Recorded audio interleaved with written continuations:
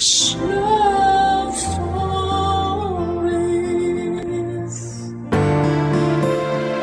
May mga taong mapanamantala at meron din namang handang tumulong sa iyo hanggang sa kanilang huling hininga. Sila yung mga tao na masasabi mong mahal ka talaga at sa bawat pagtulong nila ay wala silang hinihinging kapalit. Ikaw kabarangay, meron ka na bang nagmalasakit sa iyo? Dear Papa Dudut, kung meron mang tao na pasasalamatan ko ng husto hanggang sa kamatayan ko, yun ay walang iba kundi ang aking pinakamamahal na lola. Sa lahat kasi ng tao sa mundo ay siya ang nagpakita at nagparamdam sa akin ng pagmamahal. Kung hindi niya yon pinaramdam sa akin ay masasabi ko na baka naligaw na ako sa paglalakbay ko sa buhay na ito. Kaya naman malaki talaga ang utang na loob ko sa kanya, Papa Dudut. Bago ko ipagpatuloy ang pagbabahagi ng kwento namin ng lola ko, ay gusto ko munang bumati ng isang mapagpalang araw sa inyo at sa mga katulad kong panatiko ng Barangay Love Stories. Tawagin niyo na lamang po ako sa pangalang Gabriel. 32 years old at isang virtual assistant. Lumaki at pinanganak sa Pangasinan.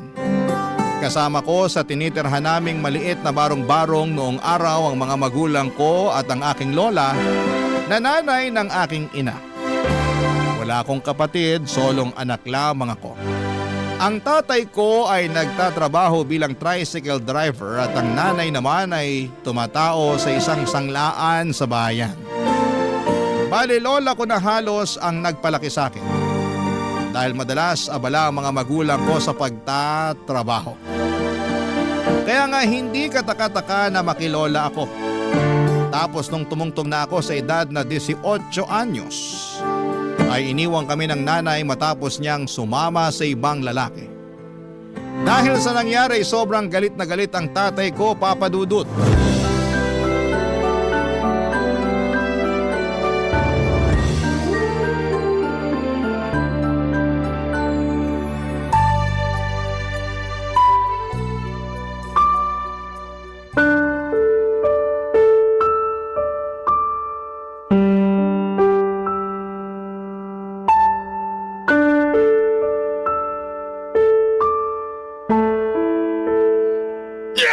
Tay, tama na po! Huwag na po kayo magwala!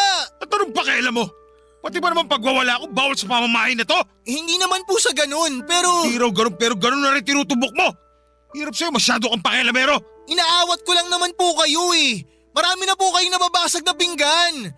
Ilang piraso na lang po yung meron tayo tapos inuubos nyo pa. Saan ka naman nakakita na nagwawala ng wala masisirang gamit? Kahit kailan napakabugok mo talaga. Kailan ba gagamitin ang utak mo, ha? Ano ba nangyayari rito? Bakit napakakalat dito sa bahay natin? Si tatay po kasi nagwawala eh. Ang dami niya nang nabasag ng mga pinggan. Hala, oo nga! Santisima ka namang tao ka! Nay, huwag na po kayong makialam dito, ha? Pabayaan nyo na lang ako kasi durog na durog ang puso ko ngayon dahil sa ginawa ng anak nyo sa akin. Ano bang ginawa sa'yo ng anak ko, Aber? Nagtatanong pa talaga kayo? Aba malamang! Hindi ko nga alam kaya sabihin mo na para malaman ko. Tama po si Lola, Tay. Hindi po namin alam kung anong ginawa ni nanay sa inyo. Iniwan na tayo ng nanay mo. Pinagpalit niya na tayo doon sa kalbo na security guard na kasama niya sa trabaho. Ha? Totoo ba yung sinasabi mo? Magsisinungaling pa ba ako sa lagay na to?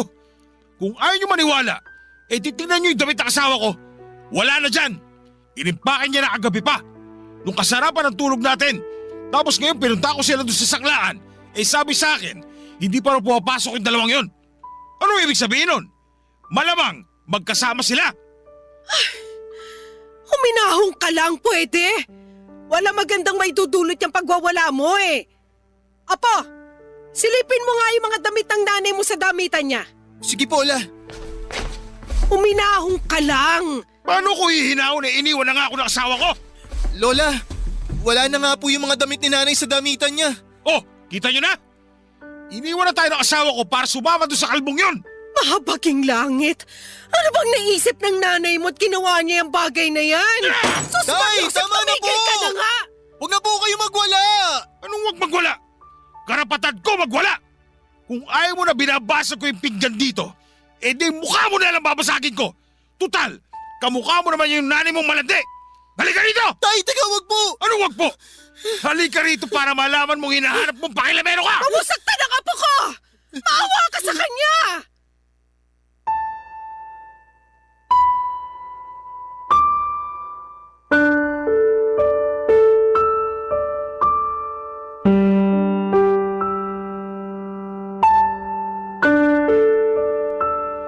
Papa Dudut, hindi sa pinagtatanggol ko ang nanay ko pero meron na rin kasing history ng pambababae ang tatay ko. Hindi kagaya ni nanay, nakatrabaho niya ang kinalantari niya. Si tatay naman ay pasahero niyang babae.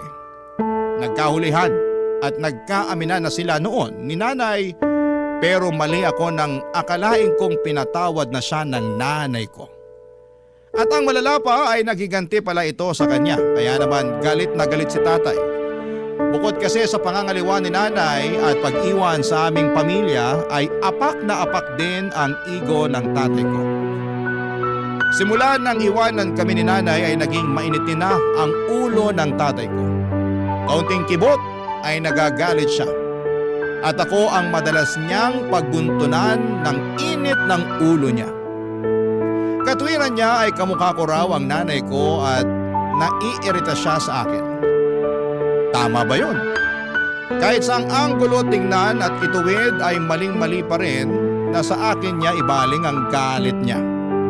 Hindi ko naman kontrolado ang pag-iisip ng nanay ko at mas lalo na hindi ko ginusto.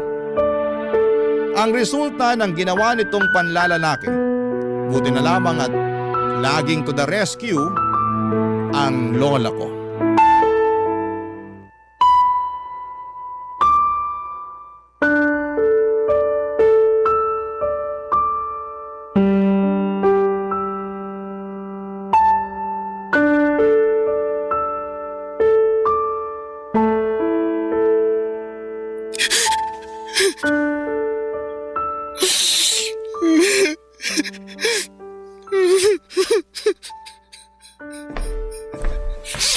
Oh, apo, napano ka?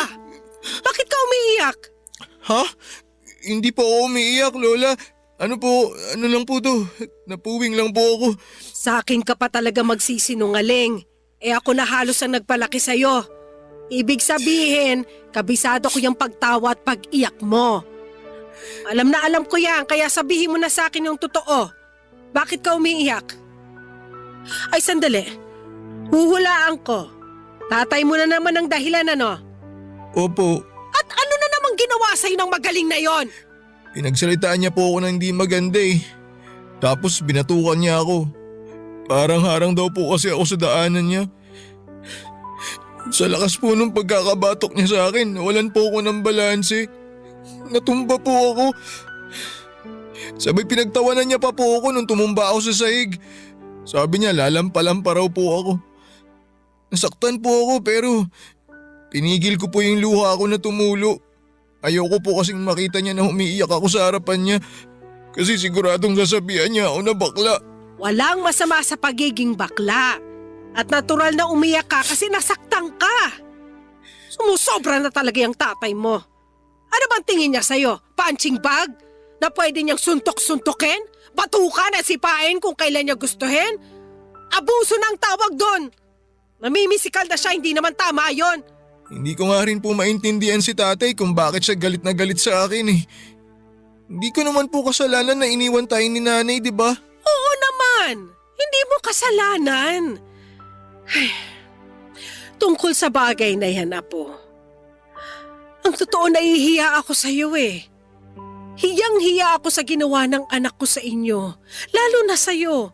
Kasi ikaw yung lubos na apektado. Tapos ngayon, ikaw din ang pinagdidiskitahan ng tatay mo. Galit po ako kay nanay kasi iniwan niya tayo. Iniwan niya ako. Iniwan niya ako kay tatay. Alam naman niya na hindi talaga kami close ni tatay kahit noon pa eh. Pero iniwan pa rin niya ako. Galit din po ako kay tatay kasi wala naman akong kasalanan sa nangyari pero sa akin niya sinisisi lahat. Galit po ako sa mga magulang ko la. Napaka makasarili nila. Hindi na nila naisip kung ano yung mararamdaman ko. Hindi kita pipigilan kung yan ang nararamdaman mo. Kasi may karapatan ka naman talagang maramdaman yan. Malaki ang pagkakasala at pagkukulang sa iyo ng mga magulang mo, Apo. Lalong-lalo na ang nanay mo. Alam mo, nung nandito pa yan, palagi ko yung kinakausap at pinagsasabihan na magpakananay naman siya sa iyo.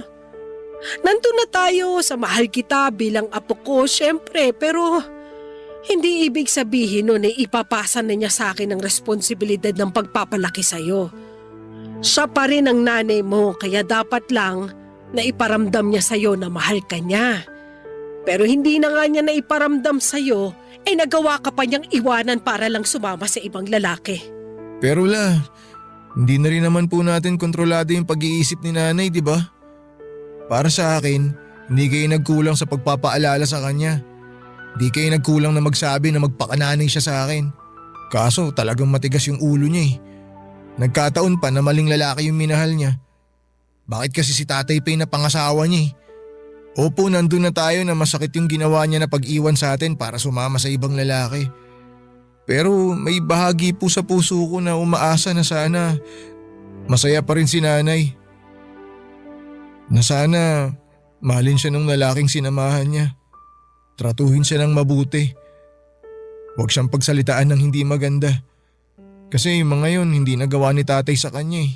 Kahit kailan talaga napakabait mo, Apo. Mantakin mong ganyan pa yung hinihiling mo sa nanay mo matapos kanyang saktan. Pero Lola, kahit may bahagi sa puso ko na umaasa na sana maayos si nanay ngayon, galit pa rin po ako sa kanya. Sa kanilang dalawa ni tatay. Hindi ko nga po alam kung mapapatawad ko pa sila eh. Buti na lang kahit ganun po yung mga magulang ko, nandiyan kayo Lola. Hindi niyo po ako pinabayaan. Inalagaan niyo po ako. Hanggang ngayon, inaalagaan niyo pa rin ako. Oo naman. Siyempre, mahal kita eh. Pero hindi ako makapapayag na palagi kang pagdiskitahan ng tatay mo. Kakausapin ko yung lalaking yon.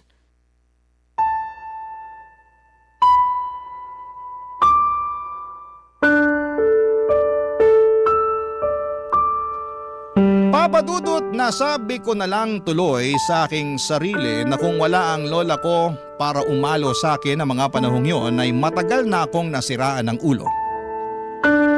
Ang hirap lang kasing patuloy na intindihin ang pinanggagalingan ng tatay at nanay ko, lalo na at hindi naman sila ang lubhang apektado ng sitwasyon.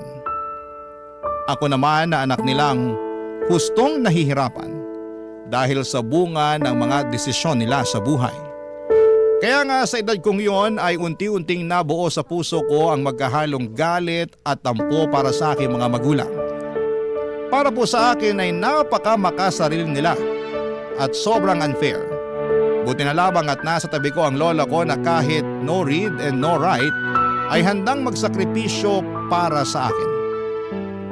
Papadudot, simula kasi noong nanlalaki ang nanay ko ay inubos na ni tatay ang pera at kinikita niya mula sa pamamasada sa kanyang pambababae.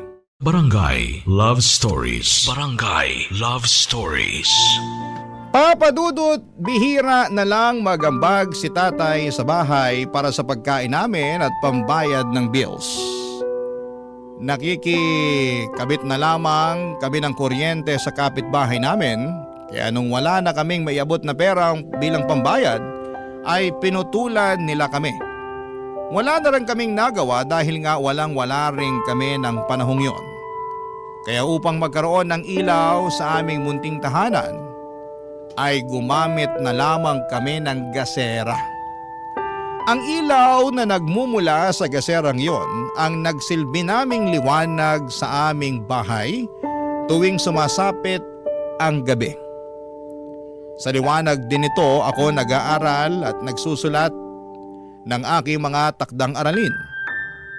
Kahit na mahirap ang buhay, noong araw ay ginapang ako ng lola ko sa aking pag-aaral. Kaya po ako nakapagtapos ng high school. At bagaman 20 anyos na ako noon, late na sa karaniwang edad ng mga graduate na dapat sa high school, ay proud pa rin ako sa aking sarili dahil napasa ko ang pag-aaral na ito. At si Lola naman ay naging masaya sa pagtatapos kong yon.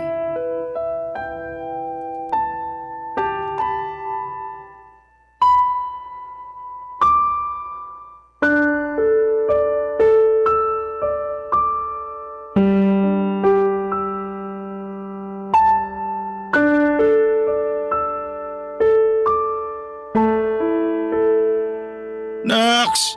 Sino mag-aakala na makakatapos ka sa high school? Akala ko habang buhay ka na dun eh. Talo ka pa ng mga anak na mga katoda ko. Mas bata pa sa'yo yung mga yon. 2 taon lang naman po yung tanda ko sa kanila. Di naman po masyado nagkakala yung agwat ng mga edad namin. Kahit na. Saka saan ka naman nakakita ng 20 anyos na pero nasa high school pa rin? Ikaw pa lang yung nakita ko ng ganon. Alam naman po natin kung bakit ako late natapos sa high school, di ba? Pahinto-hinto po ako sa pag-aaral. Kasi hindi naman importante sa inyo na makapagtapos ako eh. Aba, ba't bigla mo naman ako sinisisi dyan? Hindi ko po kayo sinisisi. Sinasabi ko lang po yung totoo. Totoo naman na hindi nyo sinusuportahan yung pag-aaral ko eh. Kasi busy kayo sa pambababae nyo. Mas ginagastusan nyo pa yung mga babae nyo kaysa sa akin na anak nyo. Oy, bakit?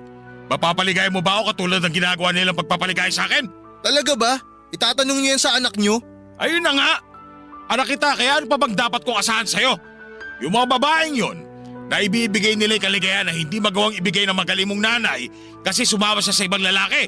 Pero hindi pa rin po tama na mambabae kayo. Lalo na may anak kayong dapat sinusuportahan.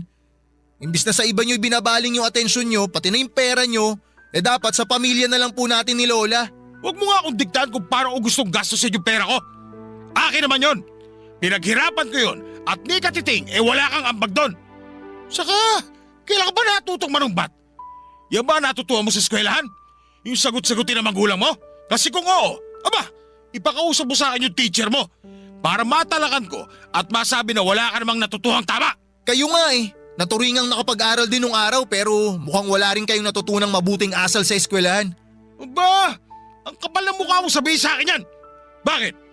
Porke nakapagtapos ka na ng high school kaya mo na sarili mo? Hoy, para sabihin ko sa'yo, anak lang kita. At wala kang karapatan na pagsalitaan ako ng ganyan.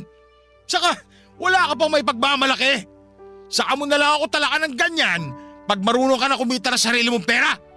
Teka, kailan mo pala balak magtrabaho ha? Hindi ko pa po naiisip yan. Naasikaso ko pa po yung requirements ko para makapag-aral ako sa kolehiyo. At plano mo pa talaga magkolehiyo? Sige, sino magpapaaral sa'yo ha? Bakit? Hindi niyo ako pag-aaralin? Ano bang nasingot mo tinatanong mo ako ng ganyan? Siyempre, hindi ang sagot ko dyan. Matik na yon. Pero, responsibilidad niyo po yun bilang tatay ko. Ano naman? Anong ano naman? Anong klaseng sagot yan? Responsibilidad niyo na pag-aralin ako, tay. Matagal ko nang tinalikuran yung responsibilidad na yun sa'yo. Kaya huwag mo na akong asahan pagdating sa bagay na yan. Tsaka, hindi ko pa ba nadala nung nasa high school ka pa lang? Mas madalas pa ako magbuisit sa pagmumukha mo kaysa matuwa sa'yo para maisip na bigyan ka ng pambaho sa eskwelahan, hindi ba? Kaya ewan ko ba naman sa'yo kung ano nang pumasok dyan sa utak mo. Ito, payo lang ha. Siyempre bilang tatay mo, imbis na pangarapin mo mag-aral sa kolehiyo, bakit hindi ka nalang magtrabaho? Mas magkakaroon ka pa ng pakinabang pag ginawa mo yung bagay na yun. Baka nga mas matuwa pa ako sa'yo. Ayaw mo ba nun?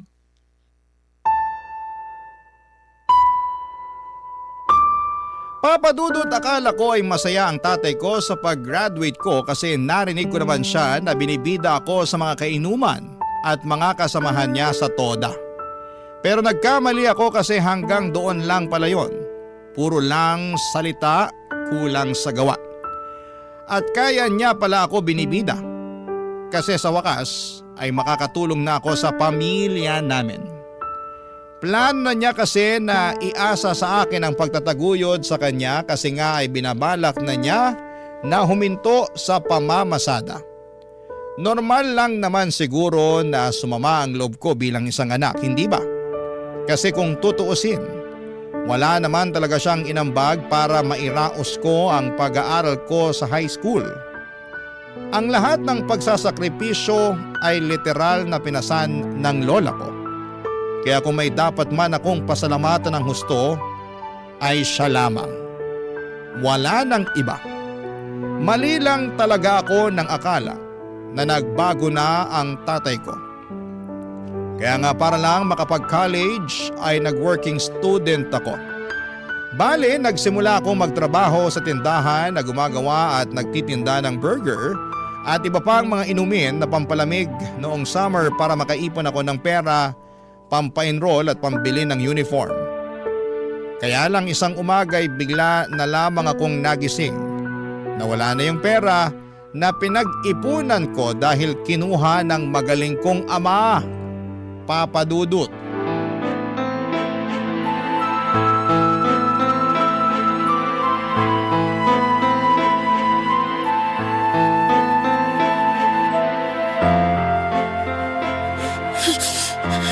Tay, ibalik niyo na yung pera ko! Ano ba pinagsasabi mo? Anong pera? Inipon ko yun tapos kinuha niyo lang, gagastusin niyo lang! Huwag po kayo magsinungaling, nakita ko po kayo na may nahalungkat sa damitan ko kagabi. Hindi ko lang kayo kinausap kasi antok na ako nun. Kung alam ko lang na ninanakaw niyo na pala yung pera ko nun, sana pinigilan ko kayo! Kasalanan mo naman pala eh. Masyado ka makupad. Paanong kasalanan ko? Antok na ako nun. Pagod ako galing sa trabaho. Tapos pag nanakawan niyo pa ako, pinaghirapan kong ipunin yun eh. Pwede ba? Tigilan mo na nga yung kapaulit-ulit na ninakawan kita. Kung makapagsalita ka dyan, akala mo naman malaking halagay kinuha ko sa'yo. Eh magkano lang naman yon? Binilang ko. Wala pa nga yata 5,000. Pero sa akin, malaking halaga yun, Tay. Para yun sa pag-aaral ko eh. Pambili ko yun ng uniform at iba pang mga gamit. Marami akong paggagamitan ng pera. Yan tayo eh. Di ba sinabihan na kita na imbis na tumuloy ka dyan sa pagkakolehiyo mo, eh magtrabaho ka na lang? Ginagawa ko naman po ah. Di ba nagtatrabaho nga ako? Nagtrabaho ka nga pero para pa rin dyan sa peste pag-aaral mo. Hindi ko tuloy alam kung bobo ka o ano eh. Kasi hindi ka nakakaintindi. Uulitin ko ha. Makinig ka mabuti. Sabi ko magtrabaho ka para sa pamilya natin. At kalimutan mo na yung pag-aaral mo. Wala ka naman patutunguhan dyan eh. Mag-aaksaya ka lang ng ilang taon. Hindi po pag-aaksaya ng panahon yung pag-aaral. Paano nyo nasasabi yan? Eh hindi nga kayo nakatungtong ng kolehiyo eh. Desisyon ko na hindi magkolehiyo kasi mahirap ang buhay namin nung araw. Mas pinili ko na lang magtrabaho para mabuhay kaysa magpakamatay sa pag-aaral na yan. Pag nakapagtapos ako, magtatrabaho pa rin naman ako eh. Kaya inunahan ko na lang. Saka, hindi ka talaga nakakaintindi no? Pinagtatrabaho na kita para kumita ka ng pera. Kasi nga mahirap yung buhay natin. Pero napakatigas ang bumbunan mong bata ka. Mas gusto mo pa mag-aral kaysa magkaroon ka ng silbi sa buhay. Bakit hanggang labasan naririnig ko ang boses niyo magtatay? Ano ba nangyayari dito? Ito kasing apo nyo, sinasagot-sagot ako. Akala mo kung sino? Para bang hindi natuto ng mabuting asal sa eskwelahan? Tama bang lumabas sa magulang? Ano, sige nga! Totoo ba yung sinabi ng tatay mo, Gabriel? Sinasagot-sagot mo raw siya? Paano hindi ko po siya sasagutin, La? Ninakaw niya po yung pera na inipon ko. Pambili ko yun ng uniforme ko. Gagamitin ko yung pangkolehiyo ko eh. Eh talaga naman. Naiinis na talaga ako sa kapaulit-ulit mong ninakawan kita ha? Totoo naman, Taya. Bakit? Ano bang gusto niyo sabihin ko? Totoo ba yan? Nagawa mo nakawan ng anak mo? Hindi naman ninakaw. Sobra naman kayo sa akin. Kinuha niyo yung pera ko. Hindi naman yun sa inyo. Hindi ba pag nanakaw yun? Plano ko lang naman hiramin yun. Ibabalik ko rin sa'yo. Alam mo naman na hindi ako nakakapamasada, hindi ba? Wala akong sariling pera kaya pahiramin mo ako. Pero mali pa rin ang pangunahan mong anak mo pagdating sa pera niya. Hindi tama na kunin mo sa kanya nang walang paalam. Dahil lang wala kang sariling pera o kahit na kailangan mo pa. Tsaka hindi ka ba nakikinig sa anak mo? May mahalagang paggagamitan ng anak mo nun. Kayo hindi nakikinig sa akin. Sinabi ko nang hihiramin ko lang yung pera, ibabalik ko rin. Ano gusto nyo? Gumawa ako ng masama sa ibang tao para lang magkapera? Ang hirap sa inyo, hindi kayo marunong umintindi. Saka, hindi hamak na mas mahalaga naman yung paggagamit ako sa perang ito. Papa Dudut, umabot na talaga sa sukdulan ng galit ko sa tatay ko ng panahong yon. Dahil sa ginawa niyang pagnanakaw sa akin ay parabang naubos na rin ang katiting na respeto ko sa kanya bilang isang ama. Kaya nga hindi niyo ako masisisi kung nagalit talaga ako sa kanya ng husto at napagsalitaan ko siya ng hindi maganda. Kung hindi pa dumating si Lola para umawat, ay baka nagkasakitan pa kami ng husto ng tatay ko. Ngunit sa kabila ng mga sinabi kong hinaing, at sama ng loob sa kanya ay wala pa ring bakas ng pagsisisi ang tatay ko. Ni hindi nga siya natinag at mas nanaig sa kanya ang pambabastos ko bilang anak niya. Hindi niya naisip ang bigat ng kasalanan niya sa akin, lalo na at kailangan ko ang pera na ninakaw niya sa akin.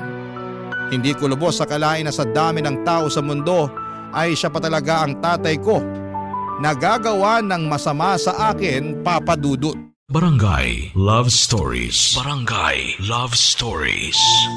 Papa Dudut, akala ko talaga ay wala ng pag-asa na makapag-college ako ng taong yon.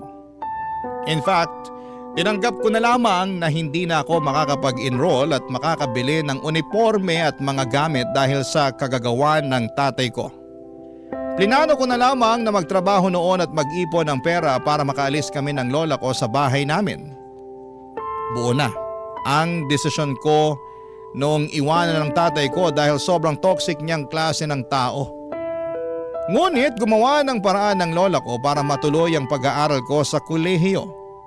Ipinangutang pala niya ako sa kakilala niyang nagpapautang ng pera, pang-enroll at pambili ko ng uniforme at iba pang gamit sa eskwelahan. Sinadya niyang hindi sabihin sa akin dahil sigurado raw natatanggihan ko yon. Totoo naman dahil allergic ako sa utang, pero dahil alam kong gusto lang ng lola ko na makapag-aral ako ay tinanggap ko na ang pera at ginamit para makapag-kolehiyo. Pinangako ko na lamang sa kanya na tutulungan ko siyang magbayad noon. Kaya hindi pa rin ako huminto sa pagtatrabaho habang nag-aaral. Ang laki talaga ng pasasalamat ko sa Panginoon dahil hindi man ako nagkaroon ng matitinong magulang, ay meron naman akong mabait, mapagmahal at mapagkalingang lola. Siya ang pumuno sa lahat ng pagkukulang ng mga magulang ko sa akin. Kaya naman na-appreciate ko talaga ng husto ang pananatili niya sa buhay ko. Kaya lang hindi sila magkasundo ng tatay ko at bukod sa akin na madalas nitong pagdiskitahan ng galit dahil sa panlalalaki ni nanay, ay napagbabalingan din niya ng init ng ulo ang lola ko.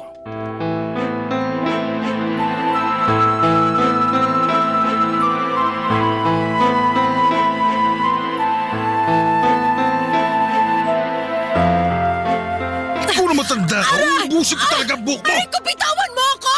Hindi kita bibitawan kasi naiirita ako sa pagbubunga mo! Ano bang ginawa ko sa'yo? Wala naman akong ginagawa sa'yo, ha? Bitawan mo ako, sabi! O yan! Masyado ka kasi pakilamera! Bobo ka, matanda ka! Pati pag inom ko kasama mga kumpare ko, pinakikialaman mo! Kung bakit kasi hindi mo nalang pakialaman yung buhay mo! Hindi kita pinakikialaman! Nasa iyo pa rin ang desisyon ko, ipagpapatuloy mo yung pagbibisyo mo! Ang akin lang, sinasaway lang kita!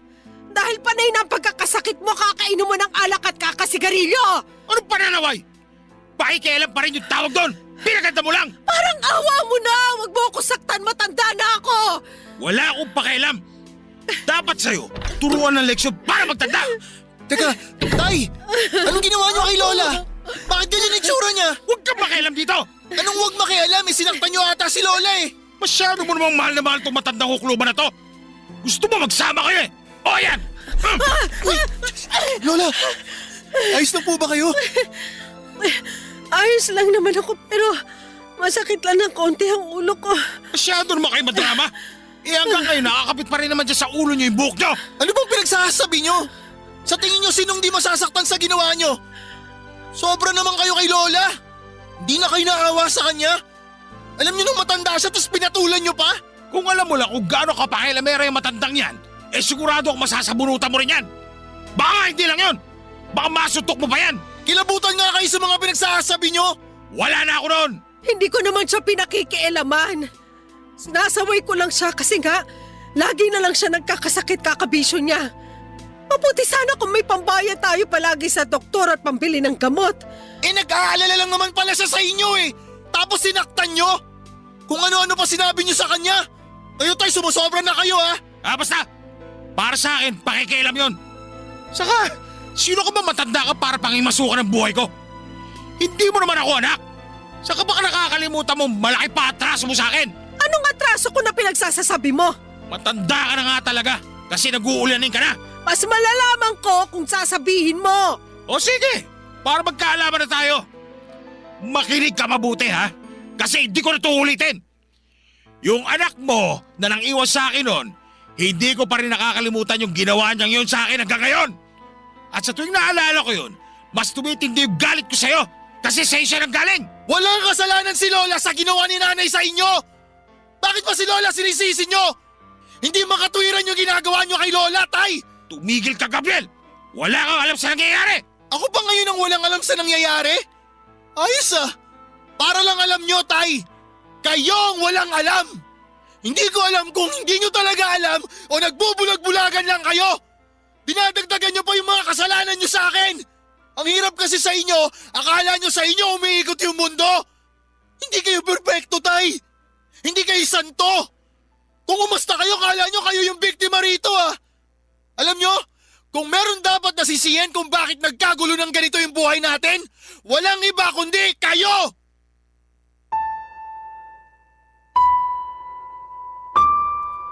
Papa Dudut, may ititindi pa pala ang galit ko sa tatay ko patapos kong maabutan at makita na sinasaktan niya ang lola ko. Kaya agad na nagdilim ang aking paningin ng mga sandaling yon.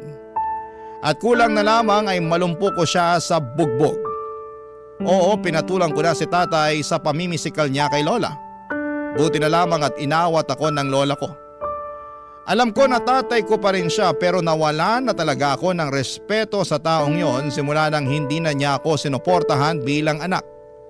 Saka hindi ba siya naaawa sa lola ko na matanda na? Tapos kung saktan niya pa, akala mo ay gaganti sa kanya si lola, saksi ako sa unti-unting panghihina ng katawan niya kaya bihira na lamang siya noong makapagtinda. Siyempre hindi yun alam ng magaling kong ama. Dahil minsan lang naman siyang umuuwi sa bahay namin. Bali umuuwi lamang siya kung kailan niya lamang gusto, kaya nga galit kami sa kanya ng lola ko. Para sa akin ang kapal ng mukha niyang manumbat at manakit ng mga panahong yon. Kaya nga hindi ako nagsisisi nang sabihin ko pa na sana'y wala na lamang akong tatay. Na kung nagkaroon man ay sana'y hindi na lamang siya kasi wala naman siyang kakwenta-kwenta. Tinalabanan pa rin naman ako noong sinabi niyang tinatakwil na niya ako bilang anak. Nasaktan pa rin ako. Oo, pero hindi ko yon masyadong pinagtuunan ng pansin at sa halip, mas nag-focus ako sa aking lola at sa buhay naming dalawa. Dahil sa away naming yon ni tatay ay mas dumalang ang pag-uwi niya sa bahay namin kaya naman kami na lamang ng lola ko ang palaging magkasama.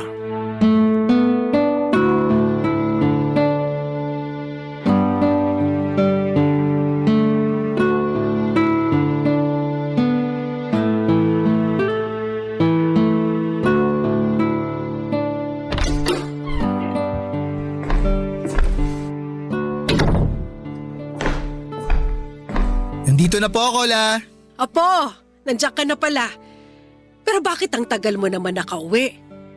Hala sige, maupo ka na muna dyan sa bangko at ikukuha kita ng tubig. Mukhang uhaw na uhaw ka eh. Oo nga po eh. Uhaw na po talaga ako, Lola. O ayan na po. Salamat po, Lola. Pasensya ka na kasi hindi malamig. Hindi na ako nakabili ng yelo sa tindahan gawa ng maulan kanina, maputik yung daan. Ayos lang po kahit hindi malamig. Basta may tubig na iinumin. Inumin ko po muna, La. Sige. Ay oo nga pala, may binigay sa akin yung mag-asawa na ipinaglaba ko. Talaga may binigay sila sa inyo? Teka, bakit po kayo naglaba, La? Kaya niyo pa po ba? Ay oo naman, palagay mo sa akin. Lola, nag-aalala lang naman po ako sa inyo. Kasi baka sumakit yung balakang nyo kaya mapagod kayo ng gusto. Ayoko naman po mangyari yun. Kaya hanggat maaari, gusto ko na nandito lang po kayo sa bahay tsaka tumigil na kayo sa pamamasukan. Kaya ko pa naman. Tsaka ayoko iasa sa'yo lahat lalo't nag-aaral ka pa. Kaya tutulong pa rin ako sa abot ng makakaya ko. Tsaka ayos lang naman ako. Huwag ka masyado mag-alala sa akin. Sige po, sabi niyo eh. Pero ano po ba yung binigay sa inyo? Ito na nga. Ayan, oh. Nasa plastic na yan. Sandali, buksan ko muna. Ayan oh! Mga delata, noodles, biskwit, chocolate drink. Wow! Yung ibang dilata rito, Lola, mamahalin. Talaga? Opo. Ito po yung nakita ko sa TV na gustong-gusto kong tikman kasi mukhang masarap. Pero di ko naman po kayang bilhin kasi sobrang mahal, parang ginto. O ayan, matitikman mo na, Apo. Oo nga po, Lola, ang dami nito. Kaya nga, binigay sa akin kasi wala na raw kumakain sa kanila. Tsaka masyado rin yata ang marami yung binili nila eh. Bibili na raw sila ulit ng bago. Kaya yan, binigay sa akin. Tuwang-tuwa tuloy ako kasi may ulam at makakain na tayo ng ilang araw. Iba talaga kapag mayayaman. Pero sandali lang po, Lola. Parang may mali eh. Ha? Anong mali?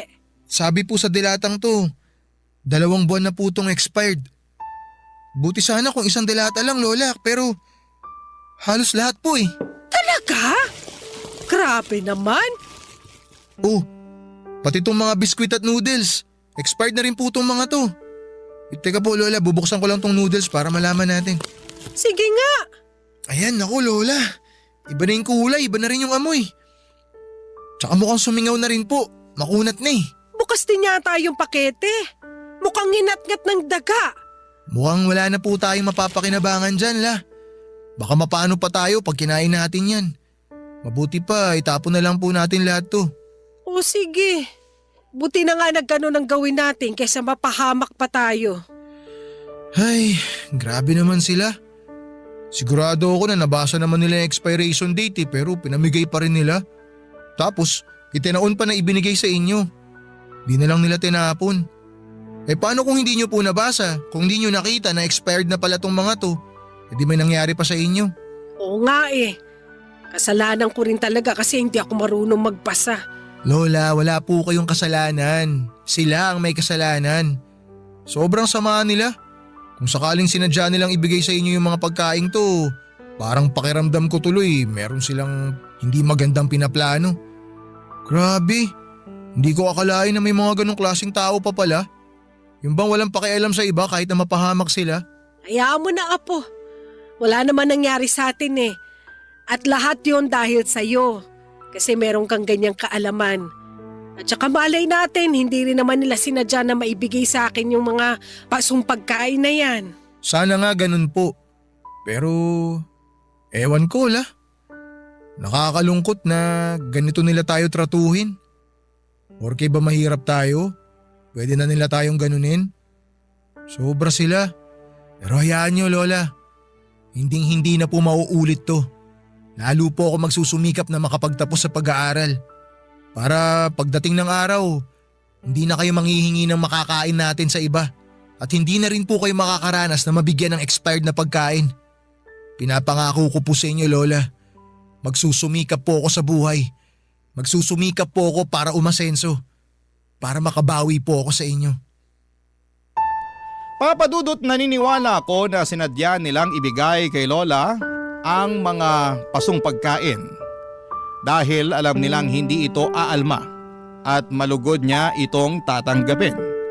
Hindi ko lang mapigilang magalit para sa lola ko kasi sinamantala nila ang kahinaan niya. Bukod sa tatay ko ay meron pa palang ibang tao sa mundo na makagagawa ng mga bagay na yon. Kaya simula noon ay mas nagpursige na ako sa aking pag-aaral at pagtatrabaho para maibigay ko sa lola ko ang mga pangangailangan niya at naming dalawa. Hindi naging madali ang aking pinagdaanan upang makapagtapos sa kolehiyo. Pero lahat ay kinaya ko kasi ang lola ko ang nagsilbi kong lakas at inspirasyon. Kaya nga hindi nagtagal ay nakagraduate na rin po ako, Papa Dudut. Doon na nagsimula ang pagsisikap ko ng husto sa paghahanap ng matinong trabaho at kahit na sinubok muli ang pamilya namin.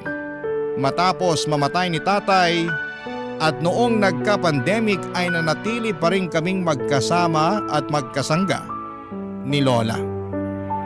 Mahal na mahal ko ang lola ko at masaya ako na maibigay sa kanya ang lahat ng mabubuti at magagandang bagay na hindi pa niya nararanasan simula pagkabata. At isa na nga doon ang makapag-travel kami sa abroad. Nakakatuwa ang lola ko lalo at first time niya ring makakita ng snow nang pumunta kami sa Japan. Tapos ay naulit pa yon ng ilang pa naming mga travel abroad para maranasan at makita niya na malaki ang mundo at hindi lang umiikot sa probinsya namin sa Pangasinan.